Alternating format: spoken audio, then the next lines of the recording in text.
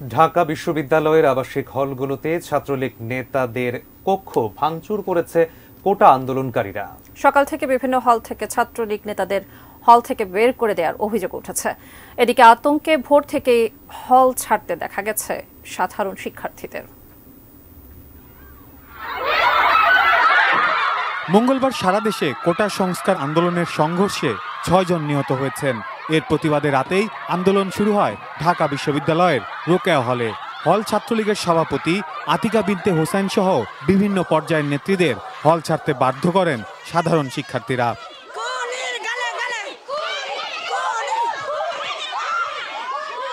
বুধবার সকাল থেকে বিশ্ববিদ্যালয়ের অন্যান্য হলেও আন্দোলন শুরু করেন বিক্ষুব্ধ শিক্ষার্থীরা। ছাত্রলীগ কেন্দ্রীয় নেতাদের কক্ষে ভাঙচুরের পাশাপাশি হল থেকে নেতাকর্মীদের বের করে দেওয়ার ঘটনাও ঘটেছে। সূর্যসেন হলে মোটরসাইকেলেও আগুন দিয়েছে আন্দোলনকারীরা।